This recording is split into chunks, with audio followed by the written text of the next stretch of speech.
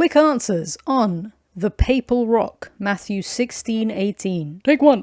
Jesus said, "You are Peter," literally rock, "and on this rock I will build my church." Here's the keys, Peter. Take 'em. Run the kingdom. Who will build the church? And who gets the keys? And what does that even mean?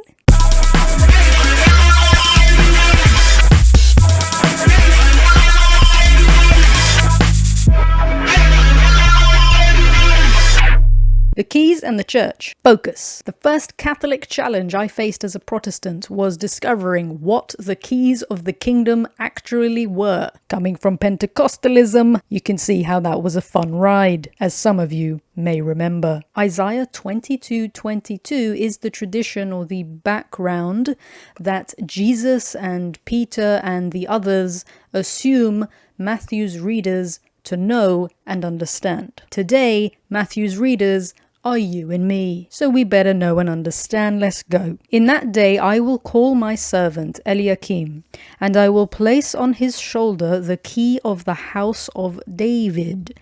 He shall open and none shall shut, and he shall shut and none shall open." In the Old Testament, the Davidic king appointed a cabinet of ministers, each with their own tasks. Of these ministers, a prime minister was elevated to a unique status of authority, second only to the king himself. Jesus is the new Davidic king who appoints Peter as his prime minister over his kingdom, his church. And this office holds ministerial authority over the kingdom, the church. Jesus says to Peter, as to Eliakim, "I will give you the keys of the kingdom." This is symbolic of handing over the authority. Peter is like Eliakim. Peter is the palace administrator, the prime minister of Jesus' kingdom. Jesus enables and empowers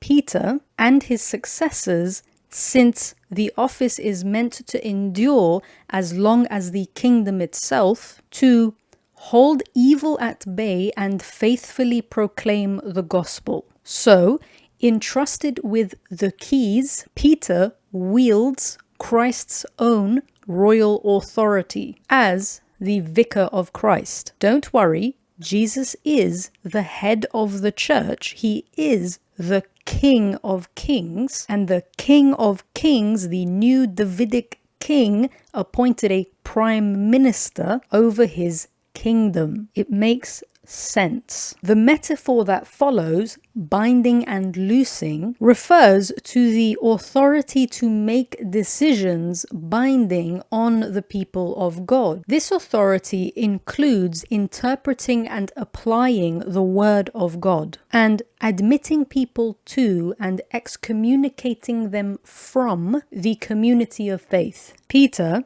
is thus invested with Christ's authority as the kingdom's chief teacher and administrator. Jesus later gives this binding and loosing authority to the other apostles, but to Peter first, showing Peter's preeminence, but also showing the broader authority of the church, the magisterium. Through the palace administrator, the prime minister, heaven governs the kingdom on earth, which is the church. The church Jesus built. Jesus doesn't say to Peter and then to the rest of the guys, "Okay, all of you go out, each of you make your own churches, do your best with what you know, divide up the kingdom, and then in a couple thousand years we'll see what we can do about reuniting."